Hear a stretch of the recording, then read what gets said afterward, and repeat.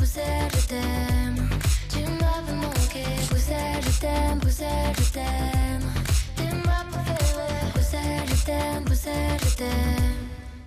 Hello and welcome to Bruxelles, je t'aime, Euronews' talk show all about the European capital of Brussels. On Brussels, my love, we break down some of the big stories of the week, examine what's at stake for you and for Europe. My name is Maeve McMahon. Thank you so much for joining us. Coming up this week, the EU looks set to narrowly escape a recession this year. That's according to new data from the European Commission. Despite that glimmer of hope, the cost of living is still getting more and more expensive, and many households are still paying massive utility bills and petrol prices. Whether it's a pound of butter, a pizza takeaway, a cappuccino or a night away, we're asking how long more we have to put up with this shrinkflation and what can be done to address it. And greening all our homes by 2050. The European Parliament has voted on the so-called EU Buildings Directive, which aims to have all EU buildings and homes climate neutral and energy efficient by 2050. Sounds great. And who doesn't want to have an eco-friendly, energy efficient home? But as it stands, the onus is on homeowners, and each EU member state has a mixed bag. So we're asking if the green renovation wave is a utopia or a reality. To talk about these topics and much more, I'm joined here in our studio by Monique Goyen, the Secretary-General of BEUC. That's, of course, the European Consumer Organisation. We're also joined by Daniel Kroes, the German economist and the Director of the Centre for European Policy Studies, and also Silvia Ganzerla, the Policy Director at Eurocities. Welcome to you all. Thank you so much for joining us. And before we hear your thoughts and your insights, let's just remind our viewers what's at stake. Christopher Pitchers reports. Bills, bread, butter. You name it, the price of everything is up. And for now, it's not coming down.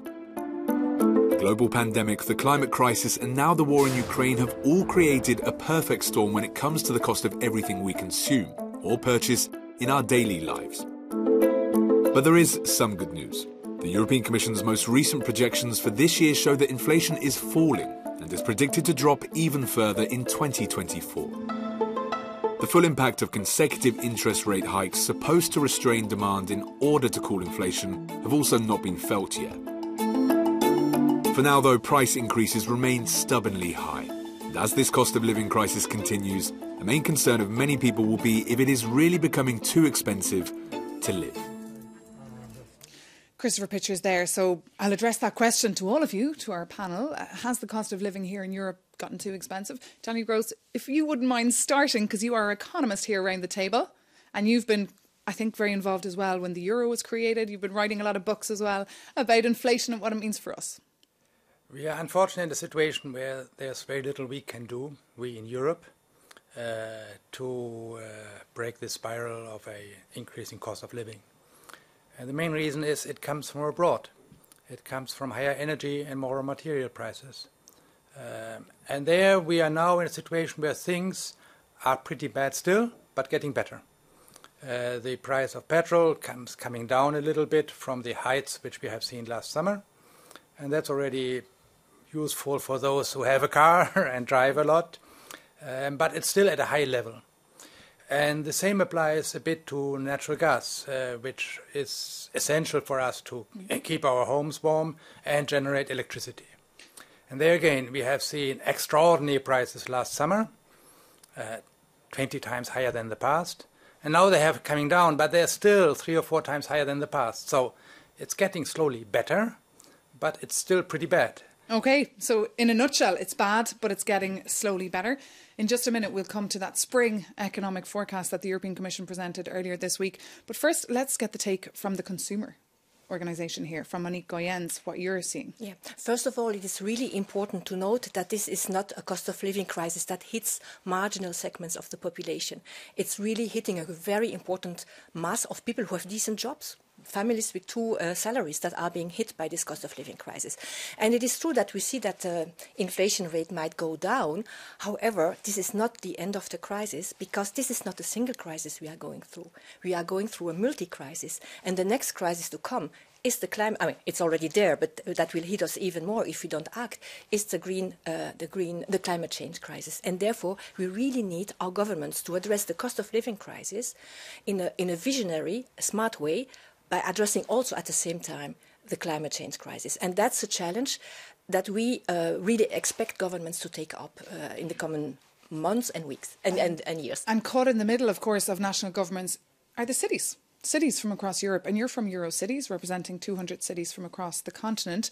How are you foreseeing the situation now? Has it just gotten too expensive to live? Well, definitely, it has been gone very expensive. We see rising, worrying trends of prices going up. It's about food, it's about energy bills, cost of housing, transport, access to services. And at the moment, people that were vulnerable are becoming even more vulnerable, and the middle class is becoming vulnerable. So it's nice to see that there are some more positive outlooks for the economy, but the question is this going to trickle down to the people? And we are now putting in place some short-term measures, but we should think about more long-term measures to tackle the crisis. Because at the moment what we're seeing is the middle class that is becoming poor. We have a new number of people, raising number of people that we can define working poor. So we had the shock of the COVID pandemic, which put at risk many people with precarious contracts, and they're still paying from that crisis. And then the invasion of Ukraine just exacerbated everything. Okay, so can I add something to that? Absolutely, yeah, Monica. Because it's not only the inflation, it's also what is very important is to check how markets are behaving, because there are a lot of price increases that have no justification. And this is something where we believe governments should or authorities should enforce with teeth. They should really tackle unfair marketing practices. There are some of the food price increases that are not at all justified by the inflation. Well, this is why we're talking about this concept of shrinkflation. I was reading an article earlier this week about inflation in Poland, which is huge. And people are going to the supermarket, according to this article, with a magnifying glass to make sure that there's 10 tissues in the box of tissues they're buying and not 8, because seemingly consumers are being tricked in the last couple of months due to this crisis. Is this something you've noted, Daniel Gross? Shrinkflation? Not really yet at a large scale. I think it is true that whenever we have high price increases, some not very scrupulous producers try to trick consumers by changing slightly the amount of the good they put into a package and so on. But overall, there's just no escape when inflation, when energy prices go up and other raw material prices go up that we have to import. There's less to be distributed overall for our entire economy. So when governments promise nobody will suffer, that's wrong, because somebody has to pay the price. Now, a good government would make sure that the better off pay more and those at the bottom are protected. That sounds easy to say and to ask for, but the difficulty lies in actually doing it and implementing it. Like, for example, the German government tried last year to say, okay, we will protect only consumers which have a moderate consumption and have a low income. And then they turned to the electricity companies and said, we don't have that information. We can't do it, right? So it takes some time to have smart policies in place. And as Sylvia was saying earlier as well, politicians do not think long term. A quick comment from you, and then I want to talk about the Eurogroup that happened this week. About the... Do you have a quick reaction there to what Daniel Gross was saying? Well, yes, of course, it is true that in fact, you should be counterintuitive. You should discriminate as a government. You should really focus on helping the poorer households. All of us have received a voucher to pay our energy bill. We didn't need it. Bring that money to those who really need it. That's really important. That's just a populist measure, right? Yes, indeed. I mean, everybody, of course, we are all happy to get that money or to have this reduction of our energy bill, but we should really be able to help those who need it most. That's what fiscal justice is about. That's what fiscal justice is about. Sylvia? Yeah, if I can mention something about the more long-term vision that we need to take, it's very clear that at local level investment has gone down since the economic crisis of 2008 and has gone down a lot in social infrastructure. We really need to put in place new instruments to make sure that the local level can reinvest in social infrastructure such as affordable housing, healthcare, childcare, education. This is essential to help people to be out of a poverty cycle. And I don't think that was discussed this week when EU finance ministers met here in Brussels. They discussed, of course, the economy. They discussed the energy crisis of the last 18 months. And fronting their meeting was Pascal Donoghue. Pascal Donoghue is the president of the Eurogroup, and he said the mood in that meeting with finance ministers was slightly confident but still cautious. We can take a listen. Compared to where we were last summer, energy prices have come down significantly, and the most pessimistic forecasts have not materialised. However, prices do remain at high levels. More broadly, risks clearly remain and have to be monitored very closely, and there's no room at all for complacency. Developments with regard to demand and storage have been reassuring, but we need to continue with our efforts to diversify our energy sources and to reduce energy consumption. That was Pascal Donoghue there, the head of the Eurogroup. I don't know if you all tuned in to that press conference or have any quick reaction to what he's been saying. I think the fears of a gas shortage were really overstated, exaggerated. Because in most countries, at least, consumers are paying higher prices, they're consuming less. And that has helped us getting through the winter with still high storages. That is also what brings down, in the end, the prices, not to the previous level, but much closer to the previous level. And that is something which I think we should have learned, that when there is an unavoidable adjustment to something which is unpleasant, high energy prices, we have to do it. And if you do it, actually, we can pull through much easier than if we try to give consumers the illusion nothing has changed, you can get the same cheap energy as before. Yes, and I would like to say also that you said somebody has to pay at the end of the day, and all this help, this support that is being given is putting pressure on public funds. Yeah. And at the end of the day, we will all have a problem with access to medicines that are affordable, the fact healthcare in general, education. So all the social services will maybe have a drawback there because the money is not there anymore in the public budgets. So we really need to have this long-term vision where investments are being made for a sustainable future. Yeah. And Sylvia? Yes, just to follow up on what Daniel said, I would like to mention that we have many examples of cities that set up advisory board to help citizens to understand how to save energy, because this is crucial. And giving the illusion that you can have subsidies to pay your bills is just a very short-term measure. We need to raise awareness with citizens on what to do to bring down the energy consumptions, and that's not easy, because when we go to school we learn how meters and the kilogram, but when we look at the energy consumptions, I just wonder how many people really understand those measures. Well, in just a minute I want to ask you which countries are the most expensive in the European Union. But first, I'd like to ask you, did you notice that the ECB, the European Central Bank, have increased interest rates by 0.5% to fight inflation? Daniel Gross, you're the economist. Are central bankers in panic mode, do you think? No, not really in panic mode, but they confront a situation which they haven't seen for 20, 30 years. Inflation which is high.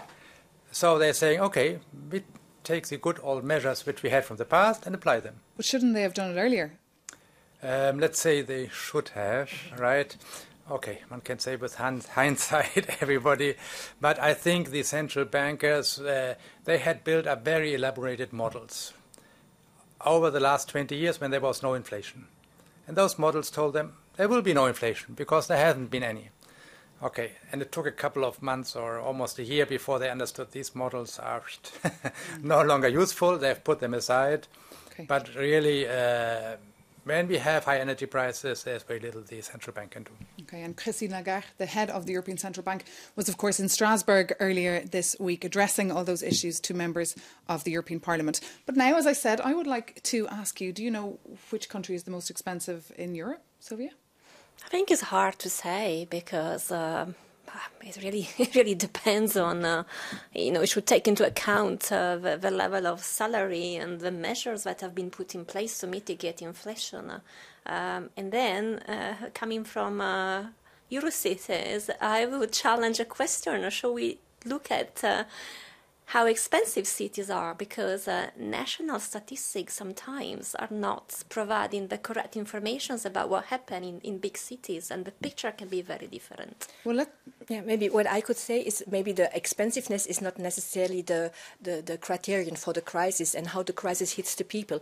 What we see is that people who live in houses that are less well insulated are suffering most because they pay the highest price. And most of the time it's in those countries where the purchase power is the lowest. So that's a topic we'll come back to a little bit later. But now let's just take a look, because of course, as we said, the cost of living is going up all across Europe. But in some countries, it was already very, very expensive. In Denmark, for example, it's the country that, according to our source, numbeo.com, is the most expensive at the moment. Then Luxembourg, and coming in third, Ireland, then France and the Netherlands. I mean, is it becoming affordable, Daniel Gross, to visit these countries as a tourist or as a student if you want to study there and rent a house? Effectively, as a student, as a tourist, they're expensive. If you live there and get the Danish, Luxembourgish or Irish salary, you're doing fine. Actually, on that front, Bulgaria and Romania are more expensive. Yeah. More expensive for the local population. Yeah. A haircut costs, I don't know, 1/3 in Sofia than in Luxembourg.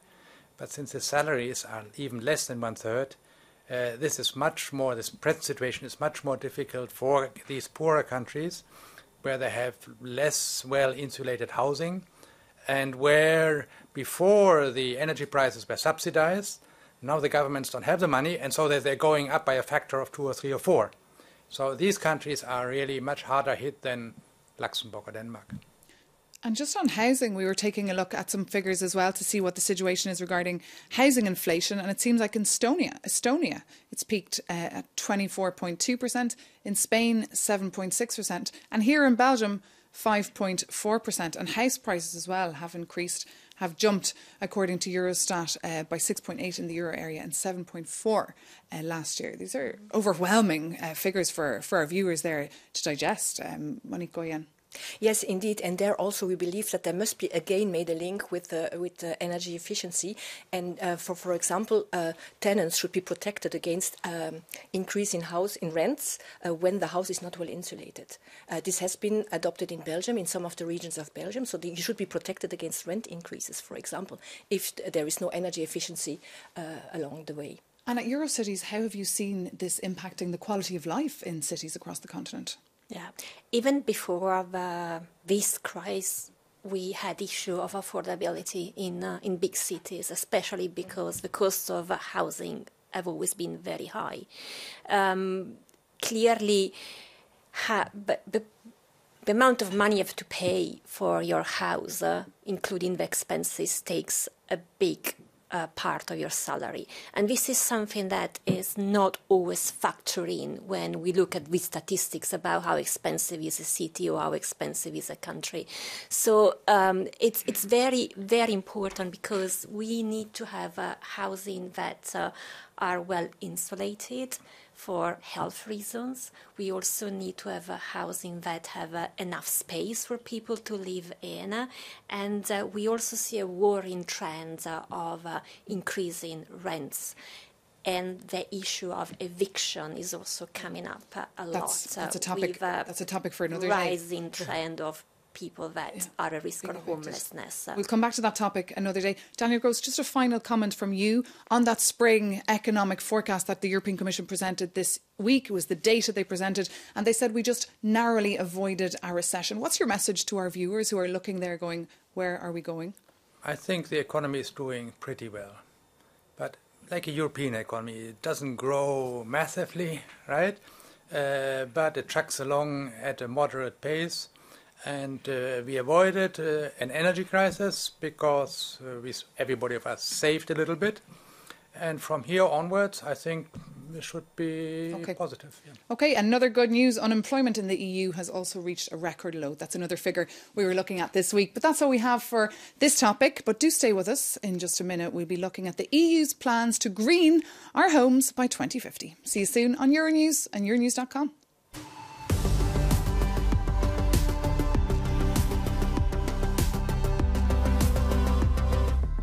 Welcome back to Brussels, my love, with me, Maeve McMahon, where we're dissecting some of the big stories of the week. Well, this week, the head of the UN, Antonio Guterres, took to Twitter to call for a no-nonsense summit on climate action this September. He wants to see accelerated climate action and ambitious net zero plans. While you're deciding whether you think another climate summit is needed or not, members of the European Parliament have been busy voting on their ideas to protect the planet. And one of them is to make buildings and homes across the continent more energy efficient. So, first question to my panellists, did you see that vote? What do you think of this directive that's on the table? It's a must. It is really the very important, strong signal that our buildings need to be more energy efficient and really fit for the 21st century and for the other centuries to come. So for us, it's a really important signal, and now it has to be implemented and rolled out as quickly as possible.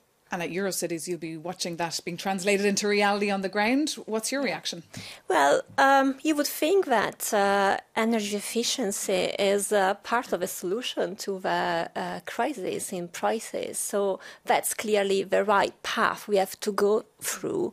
We still think that there are like a couple of issues that we need to untangle to make sure that we move from the intention to the reality, because at the moment the pace of renovation is just not going fast enough.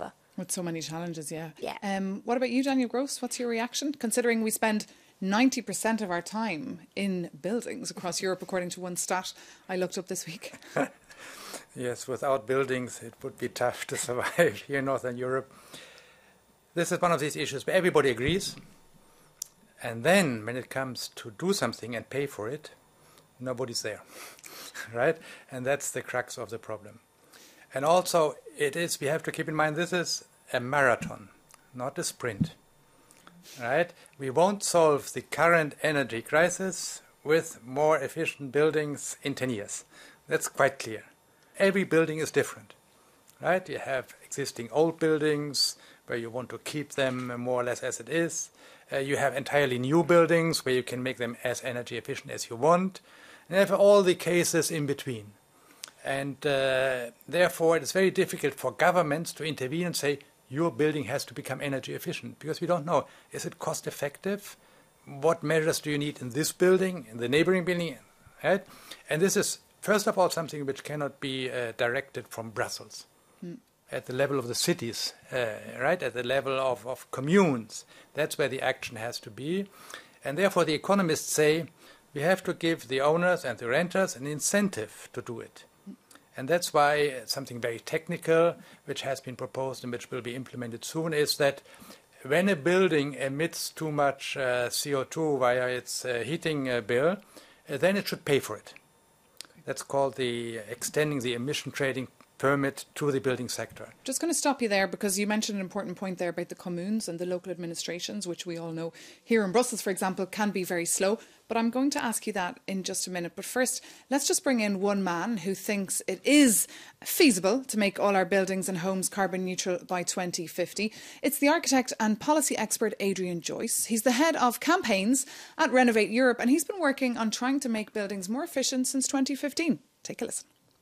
So to get all our homes fit for purpose by 2050 is realistic. It is, after all, 37 years to go, and homes generally get a full makeover once every 15 to 20 years. And therefore, do the maths, you find that yes, it is possible. And I can tell you that we have the technologies and the solutions available today that can be deployed in the market in order to achieve this level of ambition. A number of new instruments are being proposed in that directive, including mortgage portfolio standards and a European renovation loan. On top of that, we have a high number of EU funding streams that are available for renovation of buildings. And already member states have committed €70 billion before 2026 to the energy renovation of our building stock. Adrian Joyce there from Renovate Europe. Sylvia, so your reaction to that and also to what we heard earlier about the public administrations? Yeah, I think we have to keep in mind that buildings are not just buildings. Buildings are places where people live. So at local level, in cities, we do have a lot of good examples of cities working with the community. It's about community development. It's very important to engage people in the renovation and to listen to their needs and to listen to their concerns. It cannot be top-down. We already hear some negative narrative about it's either green or social. We believe it can be a win-win situation where the renovation of buildings, going with social inclusion considerations, starting from the community, can be successful. And then we can avoid the renovation, which is one of the bad examples from the past. Yeah. Okay. It's a quadruple winner if you engage into energy efficiency of your home, because it's good for the climate, it's good for public health because of the air pollution that gets down, it's good for the consumer wallet because all your energy bill is going down, and it can be a social measure because if your energy bill gets down, you can get out of energy poverty. If you get out of energy poverty, you get out of poverty. So it is really important there to realize that you have to work with the people, because it's the people. I speak about residential building, not about office buildings, but it's the people who are going to make the decision, and they face a lot of hurdles. Some is just access to information. What is the level of renovation that I need to undertake to install a heat pump? It's something that is not obvious, and you need to find independent advice. You need a lot of spare time. Yeah, and it should not be the case. There should be, we call it one-stop shops, where everything is available for you to know where to finance, where to get the right advice, what is the right product to buy, and what is the installer that is the best equipped for your building. And that is something we are asking for in the whole, the Fit for 55 package, that we believe is important to help people make that step.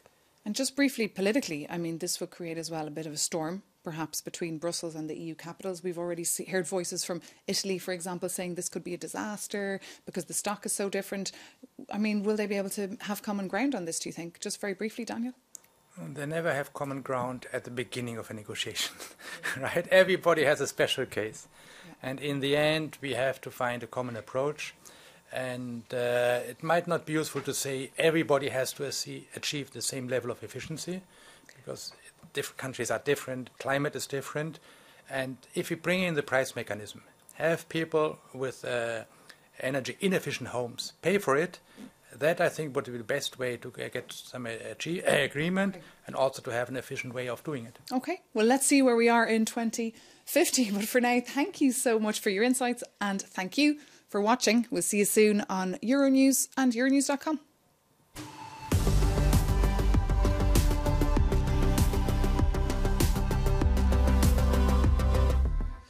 Welcome back to Brussels, my love, with me, Maeve McMahon, where we're taking a little look back at some of the European stories that caught our attention.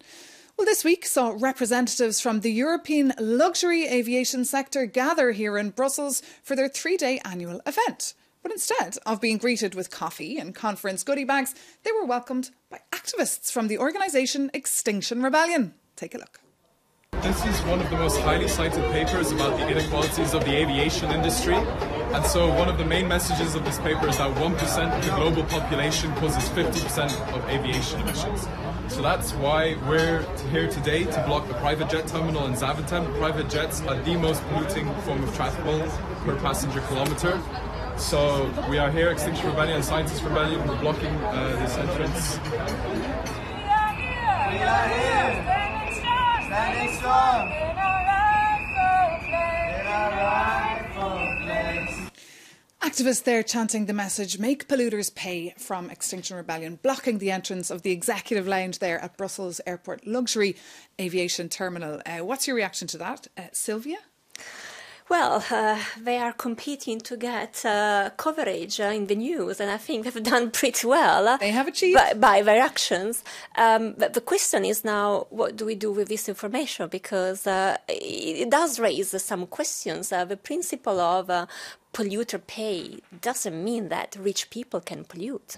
there should be some common standards, some public goods, such as the environment, are just not up for a trade, and rich people can just benefit by polluting more. Okay, Sylvia's saying there they made their point. We're discussing it here on Brussels, My Love. Monique Goyen, what's your reaction? Yes, my reaction is I think it's a good initiative. I think people should be made aware of this. It's also, I would say, reacting to something which is fundamentally shocking people who have problems and having ends meet, and who see that there are people just polluting because they have full of money, while we are all being asked to be sober in terms of energy. So I think that there should be a wake-up call that something needs to happen in that area in order to have indeed the environment being protected and not just wasted because you are full of money. And this is becoming the norm, not just the exception, this type of protests, right, Daniel? Because people really want to make their message heard. Yes, and actually as an economist I totally agree. Polluters should pay for the pollution they're causing. And the real issue is practical, which gets lost in the political discussion. There are still subsidies for jet fuel. Mm-hmm. They should be abolished. And that will hit, of course, the private jets hard. Okay, so be it. But it will also hit all aviation. And then people have to pay a bit more for their trip to the Canary Islands, right? But they have to accept it. And therefore, I agree. If polluters should pay, but once they're paying, one should leave them in peace. And COVID, of course, saw a spike in the use of luxury jets because commercial flights weren't being taken.